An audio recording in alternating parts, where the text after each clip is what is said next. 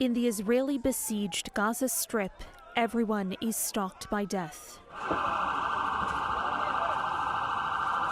It is the grim reality of a relentless bombing campaign.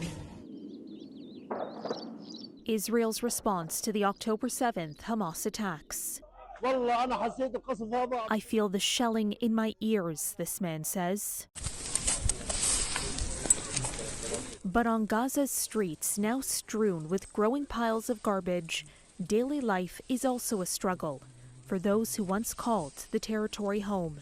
We hope that in the coming days we can drive to a point where there is actually a firm and final agreement on this issue. Speaking on CNN, the White House National Security Advisor says officials negotiating ceasefire talks have tentatively agreed to the basic contours of a deal that could see more aid into Gaza, the release of some hostages still held by Hamas, and bring with it at least 6 weeks of calm. There will have to be indirect discussions by Qatar and Egypt with Hamas because ultimately they will have to agree to release the hostages. That work is underway. The remarks came after a round of talks were held in Paris between an Israeli delegation and mediators from the U.S., Qatar, and Egypt. Hamas started out with just crazy demands, and it's too soon to say if they've abandoned it, but if they come down to a reasonable situation, then yes, we'll have a hostage.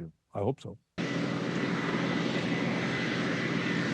Those demands included, among other things, Israel to withdraw all of its troops from Gaza and a permanent end to the war.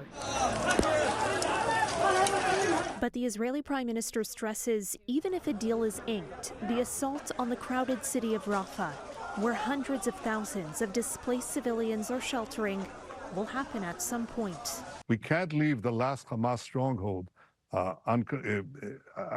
without taking care of it. Obviously, we have to do it. If we have a deal, it'll be delayed somewhat, but it'll happen. If we don't have a deal, we'll do it anyway. Benjamin Netanyahu said he would be briefed later Sunday on a proposed civilian evacuation of Rafah. He added, once that operation begins, Israel will be weeks away from what he emphasized as total victory. The framework for a ceasefire deal is still under negotiation, with an Israeli delegation expected in Qatar for more talks this week. For City News, I'm Caryn Ceolin.